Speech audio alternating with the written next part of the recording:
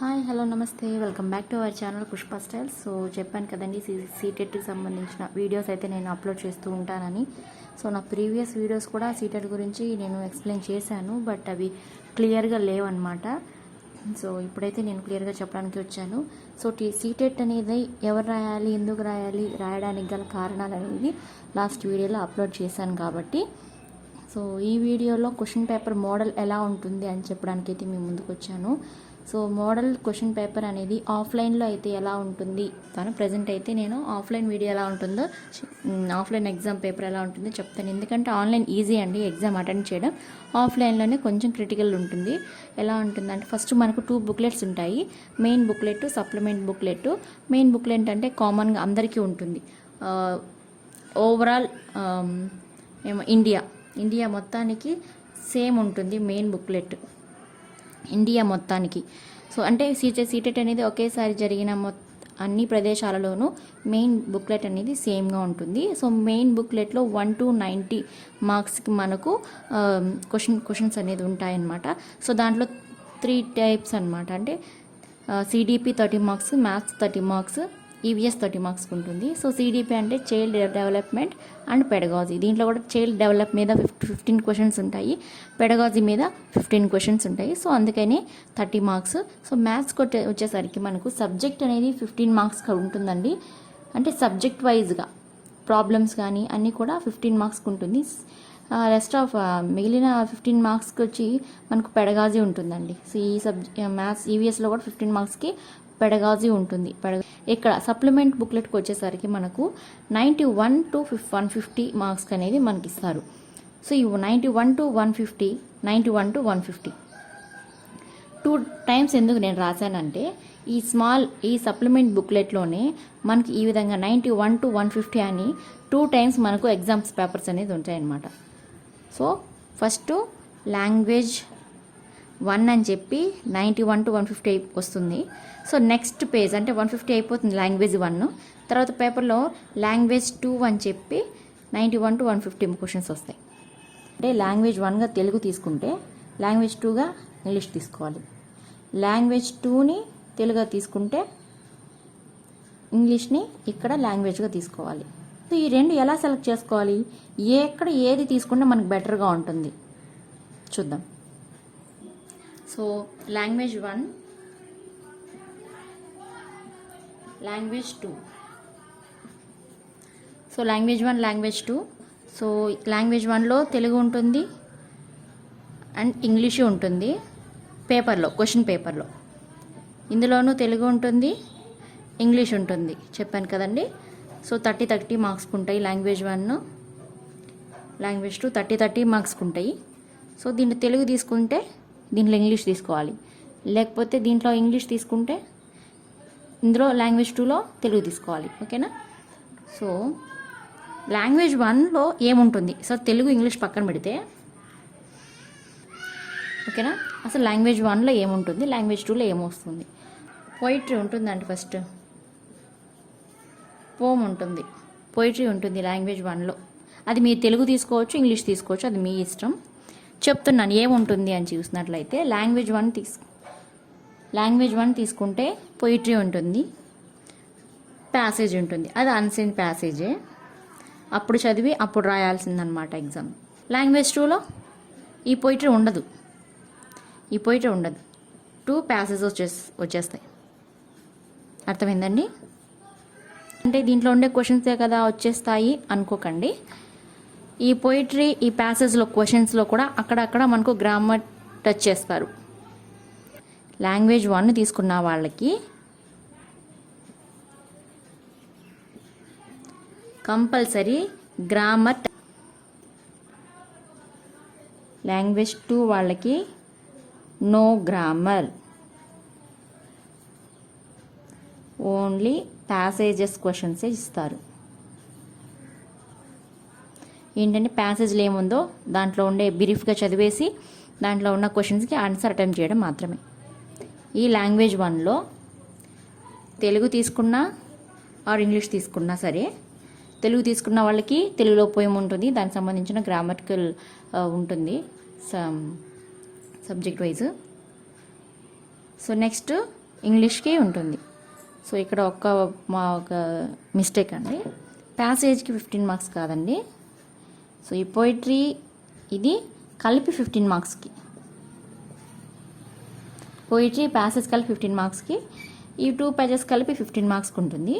So మిగిలిన 15 marks వచ్చి pedagogy ఉంటుంది. పెడగాజీ దీంట్లో కూడా 15 మార్క్స్ పెడగాజీ ఉంటుంది. అర్థమైందా? లాంగ్వేజ్ 1లో పోయిటరీ ప్యాసేజ్ ఉంటుంది, లాంగ్వేజ్ 2లో 2 ప్యాసేజెస్ ఉంటాయి. పోయిటరీ ప్యాసేజ్ కలిపి 15 మార్క్స్కి ఉంటుంది, రెస్ట్ ఆఫ్ 15 మార్క్స్కు పెడగాజీ ఉంటుంది.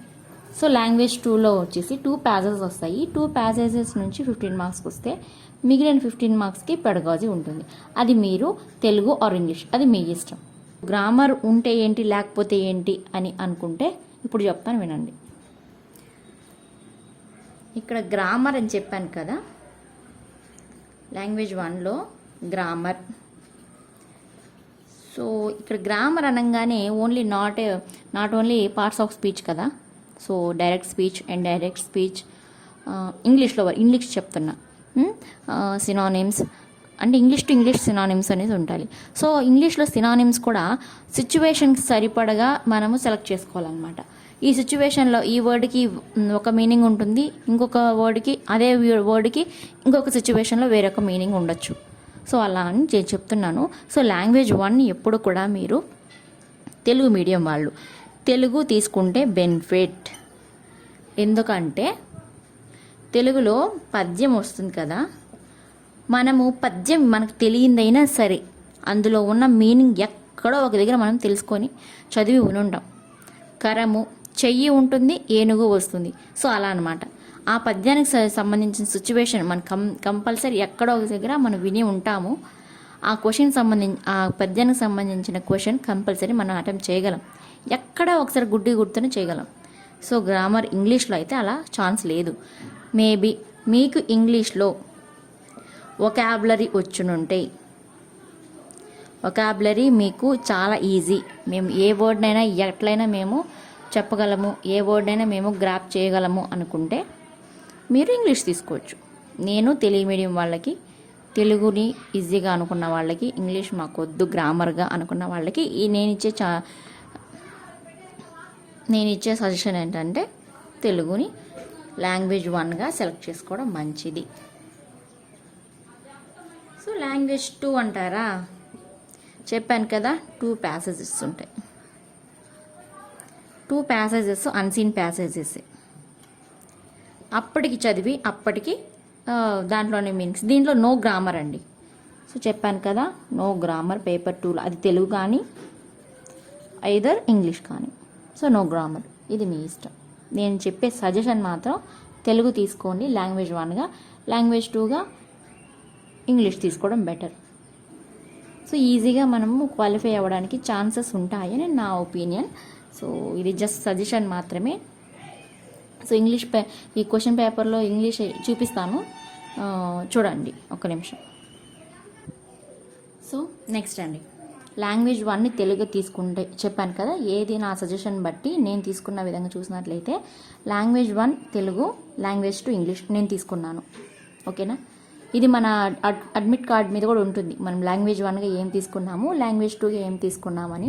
సో మనం అప్లై చేసినప్పుడు లాంగ్వేజ్ 1 ఏ తీసుకున్నామో అక్కడికి వెళ్ళినాక మర్చిపోకుండా ఉండడానికి వాళ్ళు కంపల్సరీ మన అడ్మిట్ కార్డులో లాంగ్వేజ్ 1 మనం ఏం తీసుకున్నాము, లాంగ్వేజ్ 2 ఇంగ్లీష్ తీసుకున్నామో తెలుగు తీసుకున్నాము అనేది మనకి మెన్షన్ చేస్తారు. దాన్ని చూసి మనము ప్రొసీడ్ అవ్వడమే.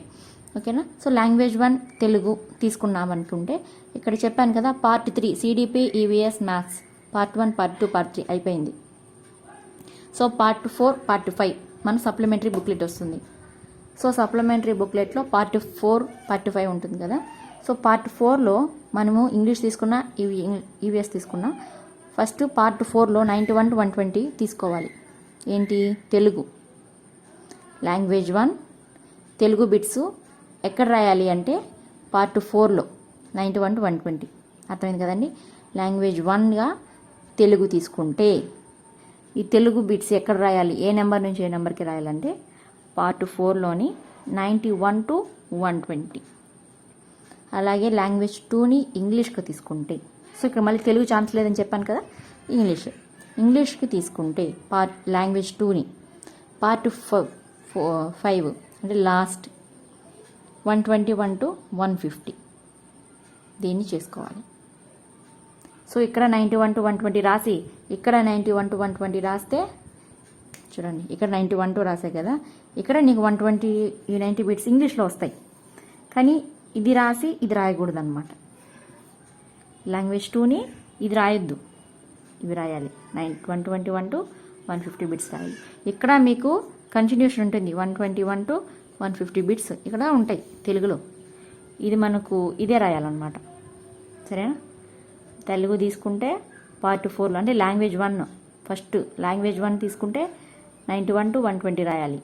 లాంగ్వేజ్ 2 ఇంగ్లీష్లో తీసుకుంటే 121 to 150. సో ఇదండి సీటెట్ యొక్క మోడల్ క్వశ్చన్ పేపర్ గురించి. సో దీంట్లో ఏదైనా మీకు డౌట్స్ ఉన్నా కూడా కమెంట్ సెక్షన్లో కమెంట్ చేయండి.